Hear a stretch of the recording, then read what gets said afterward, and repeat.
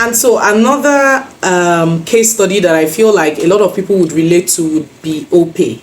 I've seen people complain about how, OPay does not have the best of ads. Their ads are a little crass. And I will tell you that the reason OPay has as much customers as it does is because they've sat down and they've studied their demographic. They've studied their ideal customer profile, and they understand that they are going for the lower class, the middle class, and maybe some of the upper middle class, not a lot of that. And they understand that relatability is king.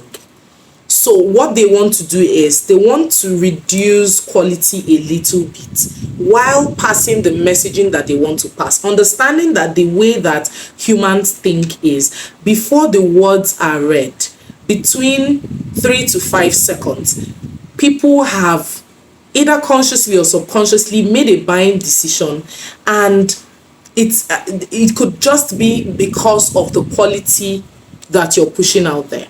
Now, the people that they are relating to, if they come off as, having extremely polished campaigns, what would happen is that these people would naturally assume that they would spend more in transaction fees and all of that.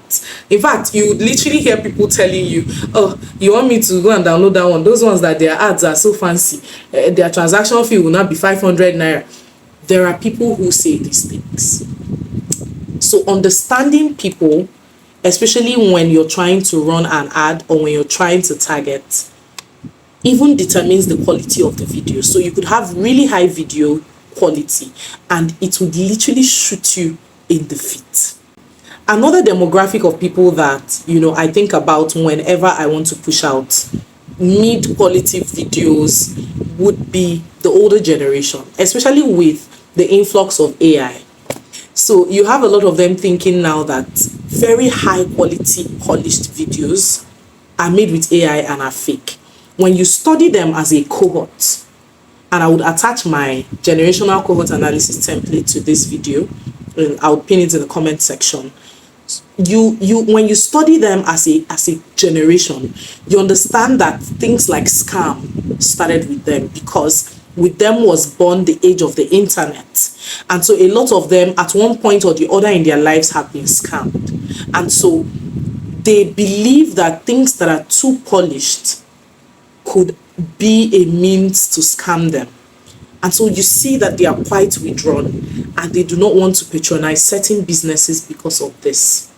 And so I always say to people, when you have to get to the point where you understand your product very deeply, and then you understand your customers, one, as a cohort, two, as an individual, and then three, as a market in terms of, economic trends, market trends, and global trends. When you understand your target audience in these three contexts, you are able to now think through, one, what type of words are you using? As a cohort, if you used words like please, would it tick people off? If you used pidgin English instead of regular English, would it turn these people as a cohort off? Because now there are things that you cannot determine for every individual.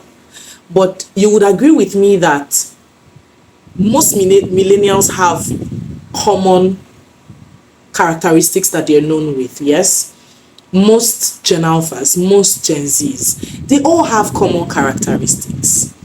But do you actually sit down to study these characteristics before you start churning out campaigns, before you craft that messaging, before you ideate on that campaign, before you shoot that video?